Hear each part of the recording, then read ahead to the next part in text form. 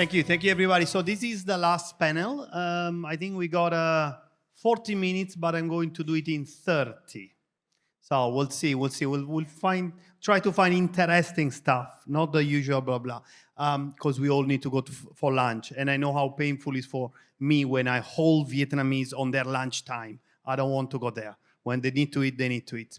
So thanks, everybody. And I will just start asking everybody to introduce yourself and tell us what business you are into. And maybe I'll start from that over there. We'll do on this way. Please. Thank you, Mauro. Ladies and gentlemen, my name is Khung Thành Đạt. I'm come from the most complicated architect company, Bomschlager Architect. So you can call BEA. Thanks to Savio Hotel and Masterise arranged summit today that have chance to see our colleagues in here. And I wish our summit will be success. Thank you. Hi, everybody. My name is Pep Big from Spain. We're CMB Architects founder. It's a company 30 years old designing architecture and interior design, as well as 18 years in Vietnam, where we have been for 15 years the technical service of Melia Hotels International in all Southeast Asia. Hi, everyone. My name is Kathy. Thank you, Mauro, for inviting me to be here. I'm the founder of both Nano Home AutoStars. And with Nano Home, we seek to inspire beautiful living. We are bringing the very best iconic brands in interior designs and lighting to Vietnam. And with AutoStars, it's about creating storytelling via the orchestra. So I also manage an orchestra in Ho Chi Minh City. And I'm very privileged to be here among a panel of esteemed speaker of professionals. I hope to bring today the perspective of someone who potentially have used branded living residences. Hi, everyone. My name is Michelle, and I'm the founder of Lumina Wellbeing. So we basically do two things. One is spa and wellness consulting, helping real estate projects or hospitality to elevate their spa and wellness. And on the other side, we operate and manage wellness hospitality resorts. And our first live project, we're really the people behind Namia River Retreat, which opened last year in Hoi An. Hello, everyone. Thank you for inviting me, Mauro. A pleasure to be here with the Superstar panel. I'm part of Group GSA. It's an architecture firm with landscape and interior design as well in 4 studios. So I head the Vietnam studios. Right. Thank you everyone for being here today. I'm Triu. I'm currently the Deputy Chief Design Officer of Masterise Group. We are currently looking over the projects of it across the entire country. So from Hanoi to Ho Chi Minh City, and it's very great to connect with you all today. Thank you everybody. And I will just jump on the first question straight on. Beside that, we have a lot of design and high-level experienced people here. If you have any question during the interview, please feel free to raise your question. That, I'll ask you directly on that. We talk about ultra-luxury and luxury a lot. What is luxury to you, and how will you interpret it when you design something? When we start involve the project in Vietnam a few years ago, so client always come to us and request a question about, can you design for me luxury? So to classify the issue, I just question to client, can you tell me what your definition as luxury? So I think the Western, the Asian, the same location is important issue. But for me, ultra rich community about 0.1%, they care about privacy. I think the privacy is the most important issue. The privacy create the luxury atmosphere. So for me, in all our luxury project, we care about privacy. So in our design, we care about experience of the guest and user. And we put the privacy the most in the highest level of the design. Yeah. Please, everybody, I really like everybody your own definition of luxury. Just give us what is to you. Well, for luxury, then it's not about price. Privacy is one of the elements, but I think it's the places where the ambience, the experience becomes calm and transmits calm and soft energy and relax for the people. So luxury is when, for example, luxury can be silence. Luxury can be not listening your neighbor's TV. Luxury is where you can sleep well, you can live well, where you can eat well, where you can rest, or you can enjoy with the family well. So it depends. It's not about materials. I think it's much more about how to transmit this kind of effortless sensation. So it's very much into the experience that we are talking about today. Katie, please. Well, I think when we are discussing luxury in Vietnam, I think it raised a really interesting perspective, because I think what is missing in Vietnam right now is consistency. So a lot of time people say it's luxurious, but then when you actually go to that space, or you actually experience it, it's not exactly luxurious. So I feel luxurious, agree with you, Pavit, which is not about saying it, it's about experience it, it's about feeling it. And somehow, I've seen many people driving BMW Bentleys, but then let's say it rains and they step out with a broken umbrella, for example. So that's what I mean by consistency. If you were to live, in a luxurious residence, then everything else should remain the same, consistent. But I feel that is very much not quite yet here in Vietnam. So that's my experience. So it's the person that defines the luxury here, you as a person. I would also say, besides agreeing with what is there, but also luxury in living with our values and in alignment with our values. So being able to live in spaces that support that, and I think that links to the sense of belonging too, and being able to make decisions around that at the same time. Yeah, so we've had the opportunity to work with Masterise on, I think, one of the most luxurious projects in Vietnam, which is the Ritz-Carlton in Hanoi. And in this project, our architects had to actually go to the site where the builders were building and actually inspect. So for example, the big lion motif in the building itself, there was 4 different alterations of that. And for us to create something which is handmade and you have that attention to detail. As a designer, I think our job is not just about the craftsmanship of materiality, but it's also about, when people look at the building, are they getting that wow factor? Are they saying this is unique? And so our job is to, when we know we're successful when we create an emotional connection to a project as luxury. And to us as developers, like you said, Maru, I think that everybody have a different definition of luxury. But here in Masterise Group, we actually come from too many different angles, like from design, like from constructions, like from experience and the services as well. So design team is like sitting in the middle of the conversation of everybody, right? And we have a R&D on the product team that's saying, okay, how we define a luxury in real estate market. Of course, it will be exceptional design. Secondly, it's a personalized services for people who are living there.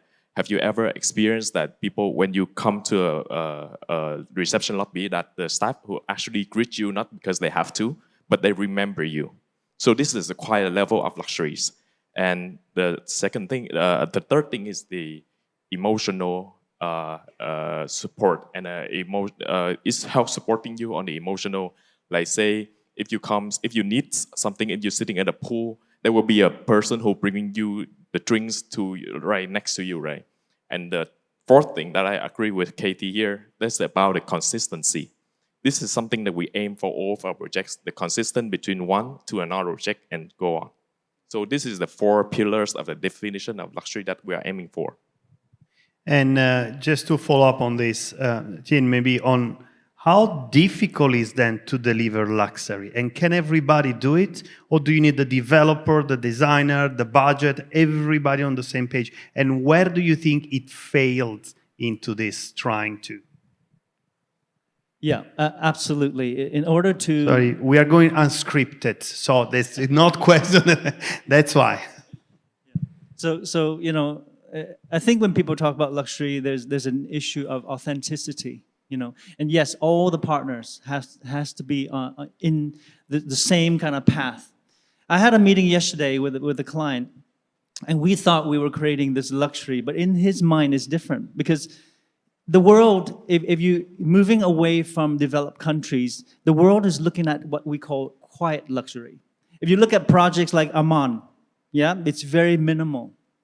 And there's a different level of sophistication that's happening in Europe and certain parts of the world. But in places, Dubai, where he just came back from, it's very different luxury, right? So at the end of the day, from a consultant's point of view, we have to do what our client thinks is luxurious, which, you know, Chiu has just mentioned, his 4 pillars. So we have to react to that. And that's where the difficulty, and even like if you look at every single brand, they all have very different guidelines, right? And so and where's pitfall? The pitfall is for a designer, there are complications and there's inflexibility in some of the guidelines. But, you know, because we're supposed to define this luxury, you know, for example, again, going back to Ritz-Carlton, we have to follow the Ritz-Carlton, what they think is luxurious. So in that case, we were crafting details. And some of it is unique, beautiful little details in the buildings. But there are certain projects where the client doesn't want that. They want minimalism, right? So for us, it's a reaction to what the client wants. At the same time, bringing in everything that you guys just mentioned about what luxury is. Then that's the difficulty, that balance. So the communication between whatever is the vision of luxury or the interpretation of their own luxury to the action in things. And I don't know if you have anything to add on this, and I'll ask this, but I'd like to go back to Chio and tell, how do you guys plan something? Would you look at from buyer point of view, from the potential client, what they want, and try to work all your way to design it? Or would you design something and then hoping that they will buy into it and understanding what your vision of luxury is? Again, unscripted guy, so give him a bit of... Yeah, very interesting questions.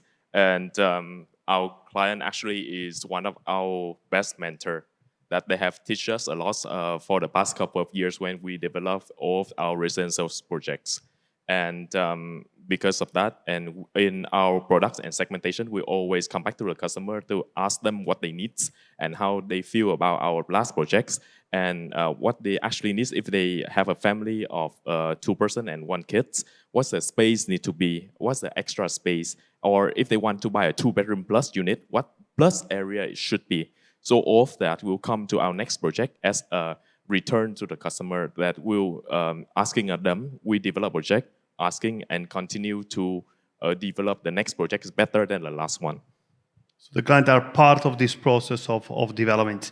And I will jump straight on Pep, because you have been involved in a lot of brand engagements where you as operator will enter in and will redefine luxury in terms of what is a brand standard for Melia in that case. How would you push a project? What the way the operator will work into imposing or advising their own way into it to improve the project? Well, here there are 2 different points of view. Like design is one thing, but when you have the hat of operator, it's mostly service. I mean, you have to create experience. If you have a great design with poor service, it will never be luxury, and it will be a disgusting experience. So they will not repeat it. You can have a marvelous,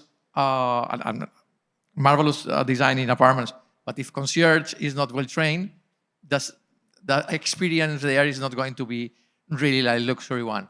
So the experience is the most important, and the service. Obviously, it must be a match, because a good service with a bad design doesn't work as well. So what I will tell is that the manuals and the brand guidelines, that should never be taken like a Bible. It's just a guideline, because a general guideline needs to be break down and study in the correct location, and then adapt it to the location, to the nationalities, to the guests. It's not the same for families than for elder people. I mean, we had this kind of 9 generations, and you have to create areas 7. You had 2 for more. everybody. It was 7. You had 2 more, but it's okay. Let's. Well, 7 generations. Well, we have much more last life now. But what I mean is that you must create a space for everybody, and when you find areas, then it's fine for families. But you have also created areas for adults or for elderly people. Then don't need to share all the same space all the time. That experience is personalized for everybody. So you find your space, and that one will remind. You will forget maybe the design, but you will remind the experience. And this is the job of the developer, the designer, or the operator, the brand? All of them. If there is not in the same page, it will never achieve the success. If anybody want to add, please. I want to clarify. Do you mean I am the impression that luxury is not intended for everyone, but I just heard you said that when you try to create the spaces in hospitality, you need to include everybody. But does that mean that it might, dilute the luxurious experience? Because I thought luxury is supposed to be exclusive in experience, but maybe inclusive in emotions. Basically, it's a mix of everything. Luxury can be the quietness of a walk in a resort, in a nice landscape and environment. Luxury can be also to arrive to your home and your flat and then get the silence and the quietness that you need after the working the whole day in the center of Ho Chi Minh City. So depends that moment. If in Masterise buildings here in Basson, the luxury is not just the arrival. You have the highway, the street, busy, noisy, and the luxury is like to arrive to your home, close the door, and get like, that's great. Because your atmosphere is already like what fulfill you of calm. And that's a luxury moment. And it doesn't care if the floor is like $50 or is $500. We have the lucky to work both sides. We are doing branded residence in Europe and in Vietnam, for example, and in Asia as well. And we're selling by 40,000 euros square meter in Spain, in Mallorca, or we're selling here a little cheaper, it's true, but by 9,000. And it's a completely different type of offer, but the focus is the experience of the persons. Can I add to that? Yes, me and Pep is an architect, so may I share our opinion in architect first. I think luxury material is so important, but we don't think that this is the most important issue because, like he say, luxury is sometimes the moment. We're an architect, we have a mission. Also, actually luxury is separate the people, separate community. But we're an architect, we have a mission to using our design to improving quality of the life. So this is sometimes invisible income. So, example, like, we thought that, example, like not a material. I think luxury sometimes, Vietnam, Zurich, every year they got the most comfort city in the world. Why? Because they care about quality of public space. And they invest in the public space. And that's the luxury quality of life. So I just want to add additional opinion about our job, architect, about the luxury thing to the community. Thank you. Sorry. I think I can add to that in terms of health and well-being as well, because the luxury has to be designed from the beginning in terms of health and well-being too, and aligned with all the partners, whether it's the type of materials selected, but even to the point of what program or what the goal is, because if we're designing for a good night's sleep or emotional well-being compared to designing for a fitness program, it's a complete different perspective. And both of those can be luxury, but the luxury there is in the customization and the detail to achieve that program or that result. And so I want to touch on this idea of luxury, and without sounding too politically incorrect, actually luxury is not for everyone. It's you've made it. You're now in a different level. Like when I first came to Vietnam, I was drinking café soda for 7,000 on the street, and I was enjoying it. It was really good. But now, I don't know. I can't drink that anymore. My café soda is like 50,000. aging, Right? not So to- now I've destroyed my taste buds because I can't enjoy the cheap one anymore. It's luxury. People who've made it, they can't go back. So when you design and when you build and when you're thinking and spa and all that, it's not for everyone. It's only for the elite. And so I think that's a distinction. I think I can add to that, and I understand what Beb was saying. Actually, is very aligned with Masterise Homes and Masterise Group in overall definitions on the tier and the segmentations, because we have different kind of customer, right? We have affordable, we have mass affluent, we have Henry, we have high net worth. For as you know, if talking about luxury And talking about the brand, if you see H&M and Zara, it's a brand. And it's bringing the level of comfortness to the people who are wearing it, and in its own segment. So you're right. So your first time that you come, you feel the capacity there is the best, right? 7,000 is the best. But now you leveled up, you're elevating it. You've come to 100 or even 200,000 for. Not yet, not yet. I'm not Ritz-Carlton yet, okay? But it's true that we are on a mission that bringing this, what we learned from luxury segment projects, that we are bringing to the table to Mastery and Lumia segment for everybody. So that is a correct point that we are also pursuing. So just to dig on that, I would define it as affordable luxury. I mean, everybody's even. And how would you guys bring something that is typically into a luxury into a bit more everyday affordability of the people? For example, what are you think are the few elements that you design for a bit of mid-scale market, but still will bring this luxury element? Yeah, like before I mentioned, I think for me, material is an important issue for luxury, but I don't think this is the most important issue because I love the word affordable luxury because you know who tell me about that? He's the owner of the Aman. When he told me he do Azirai, he say this is affordable luxury. I love it. So for me, instead of invest too much on material, I think we care about the end user, our guests. So we try to create more wow factor. And you know, this is like Pep say, it's luxury moment. And also, if we care about get experience, we can create something affordable luxury, but unforgettable. Example, like we design one project in Saigon. Instead of invest in material, we invest about privacy. Example, like the guest go to the basement and he get call out, and he doesn't want to see anybody. So he get in the call out and he come up to the sky garden. So in here we use a lot of new word like sky villa, but we want to have a get experience. He really live in the sky villa. So he got into a lift and he coming up, but instead of go to corridor or the lobby lift, he entered to the garden first. And then he access to the villa. So have feeling like he live in a villa in the ground, but of course in the top floor. So if the architect, we care about wow factor and the guest experience, I think that could be affordable luxury. Yeah. A private lift is affordable luxury. I think you and Tien really made it in life. Yes, guys?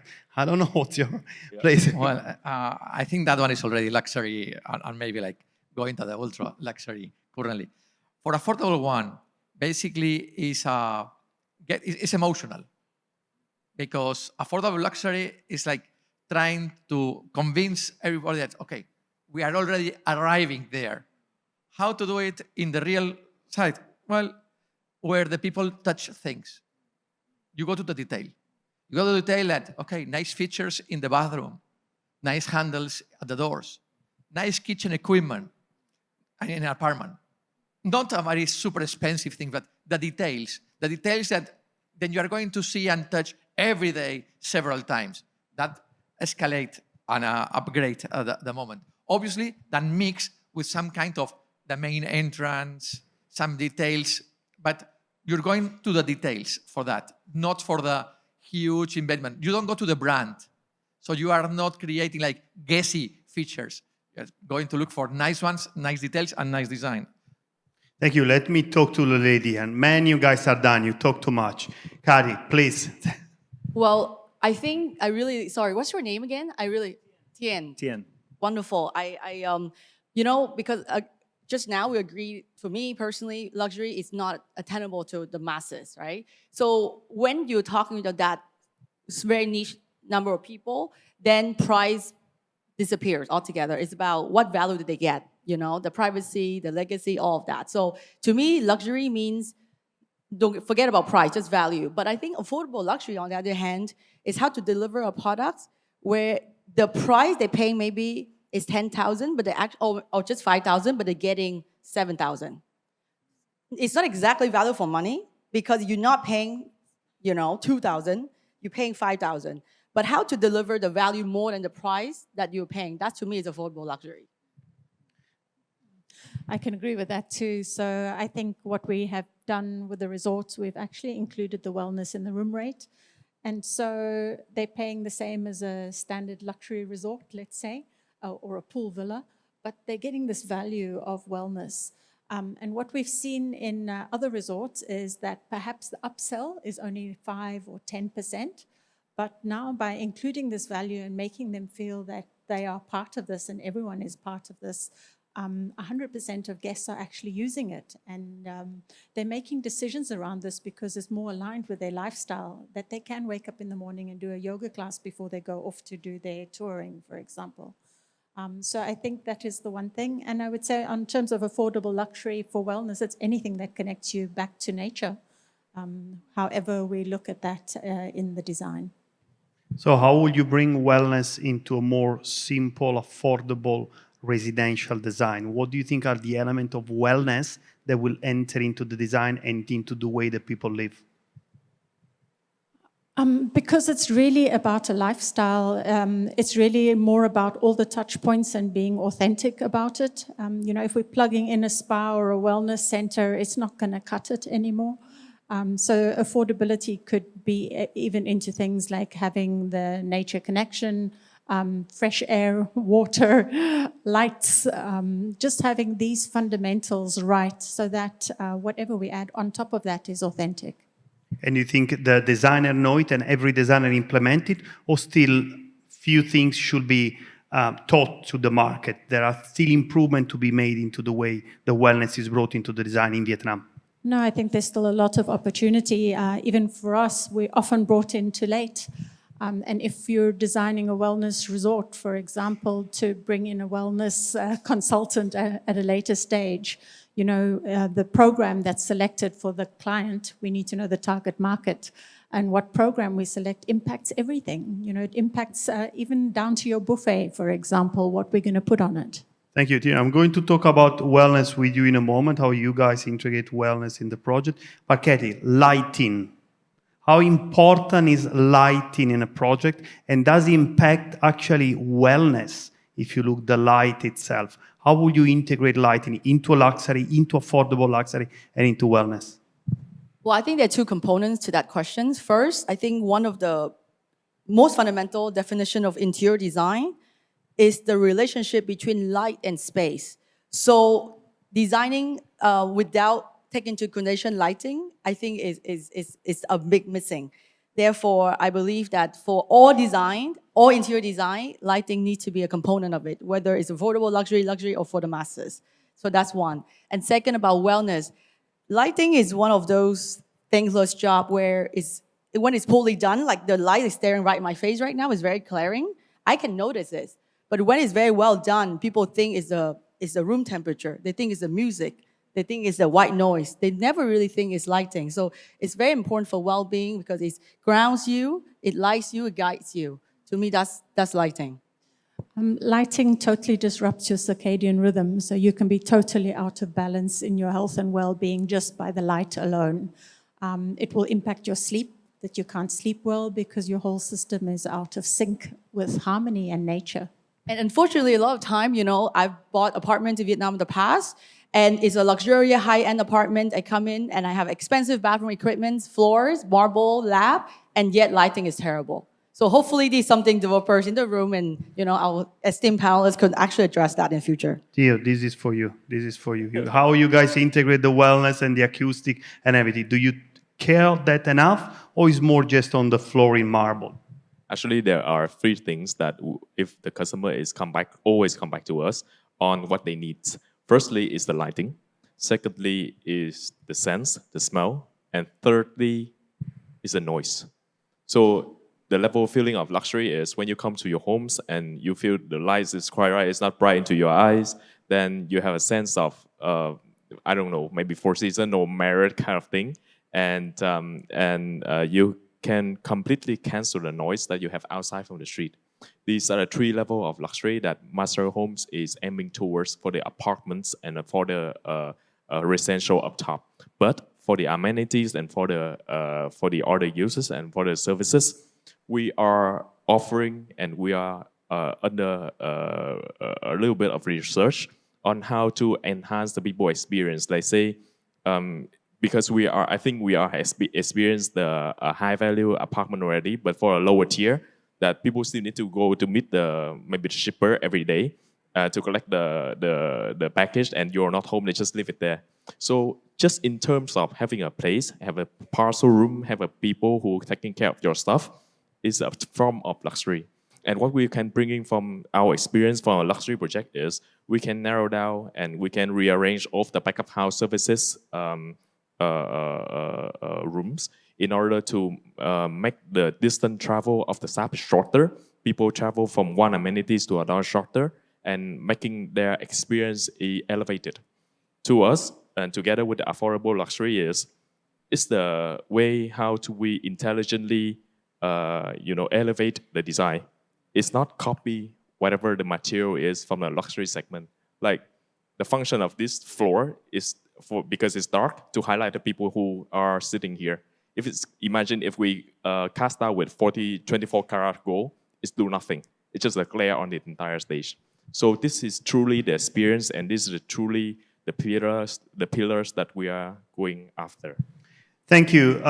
So I had a lot of panelists today, and I would love to keep talking and interviewing. Maybe later you guys join me for lunch. We'll keep talking there. Unfortunately, Nhung is on me. I feel her on my back to ask me to stop it. But again, they're all based here in Vietnam. We'll all distribute the contacts. So any other question you have, you can find them everywhere. So thank you very much again for today. And thank you everybody for listening. And we'll move to the next section of the program.